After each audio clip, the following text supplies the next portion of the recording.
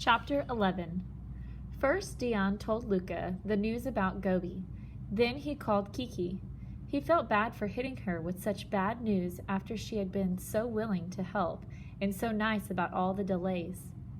But he knew it was important to let her know what was happening. Kiki wasn't upset at him, though. Instead, she offered to call Nirali herself. That would be great, Dion admitted. Kiki had already spoken with Nirali once or twice. Since they both spoke Chinese, Dion hoped she might get more information than if Dion tried. Kiki called back an hour or so later. She had spoken to Nirali and sounded more concerned than ever. "There's something funny about this whole story," Kiki said. "It just doesn't add up." Dion agreed. He was upset that Gobi had been able to escape from Nirali's home, and it made him paranoid that Gobi might have gone missing much earlier. Dion had had so much time to think about Gobi that he had run through every possibility in his head. He was glad to know that Kiki had thought something was strange too. Still, that wasn't the most important part. What next? He asked instead. It didn't matter how or why Gobi had run away, as long as she was found again, before she could get hurt or worse. "What we need," Kiki told him, "is to get more people involved in the search." "How can we do that?" Dion wanted to know. "Nirali's the only person I know in Urumqi." But Kiki had an answer for that. "I know someone here in Beijing who has experience finding dogs," she revealed.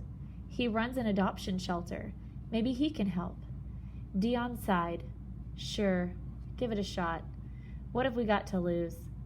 Gobi was already missing, after all. How much worse could it get? Kiki called back soon after. "I spoke to my friend," she started. "He says he's happy to help, and he had some advice on what we should do next." Dion sat up. "Practical advice? Excellent! Hit me," he said. "First, we need a poster," Kiki replied.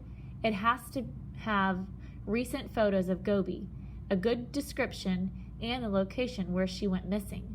It also needs a contact number, and most importantly, a reward." Dion sat up straighter. This was more like it. At least designing a poster was something he could do. Then his mind caught the last word Kiki had uttered. Reward. "How much?" he asked. "He says 5,000 RMB to start with." RMB stood for Chinese Yuan Renminbi, which was the official currency of China. But 5,000 RMB? How much was that really? Dion pulled up an online currency converter.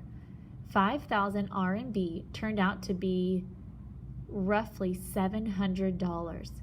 He laughed. He'd worried about the reward being some impossible sum, but $700 he could live with. "Anything else?" he asked. And there was. "We've got to get the poster everywhere, especially digitally," she said. "Do you have WeChat?" Dion didn't, but he had heard of it. WeChat was like a cross between Facebook and Twitter. But the really big thing about it was that the Chinese government hadn't blocked it. "Someone needs to set up a WeChat group to start sharing the news," Kiki pointed out. "And then we need people on the street handing out the posters.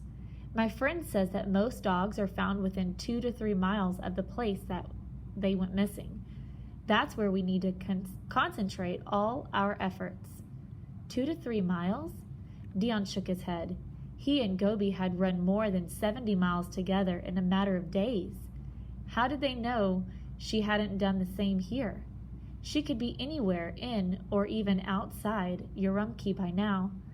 Then again, that had been out in the open desert. Urumqi was nothing like that. Dion hadn't spent much time in the city, but it had certainly seemed really crowded to him.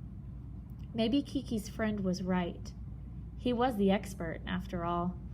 Then Kiki continued, "We know someone in Urumqi, a lady named Lu Zin. My friend had helped her with the search when her own dog went missing. He's already spoken to her, and she said she'd be happy to help. She's even willing to head up the search in Urumqi. She's never led a search party before, but she doesn't know the city. Wow, Dion managed. That's amazing, Kiki. Thank you so much. He meant it too. He hadn't known what to do at all. She had given him a place to start and specific things to do, but more importantly, she had found people to help them search for Gobi. The fact that these people, half a world away, whom Dion had never even met, would be willing to help like this was absolutely incredible. Dion knew he was very lucky. One thing that wasn't so great, though, was the post Dion had to put up the next day. He had put this off as long as he could. All those people who had pledged money had a right to know what was going on. He wrote, "Yesterday we received a phone call that Gobi has been missing in Urumqi, China for a number of days, and she has still not been found. We are simply devastated and shocked to hear that she is now on the streets of the city and that our plans to get her to the UK are up in the air.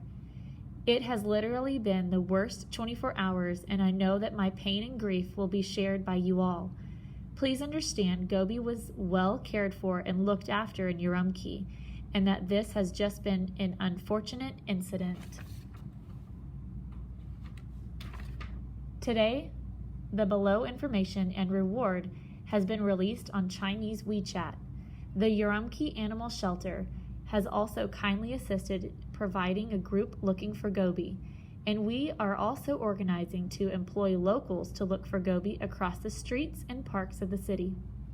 If anyone can provide any information to Gobi's whereabouts, please contact us as soon as possible. We hope and pray Gobi can be found safe soon, and we'll keep you updated with any progress. Just like to say we are so appreciative of all the funding and support provided to Gobi so far. I can confirm there are still 33 days to go on the crowdfunding page, and if Gobi is not found during this time, then no money will be taken from the pledges. Dion. His phone started to chime almost immediately as people responded, but Dion couldn't bring himself to look just yet. Writing that post had felt like learning about Gobi's disappearance all over again. He wanted to hope for the best, but he knew that the chances were slim. After all, Kiki had told him that Lu Xin's dog, the one Kiki's friend had helped her search for, had never been found.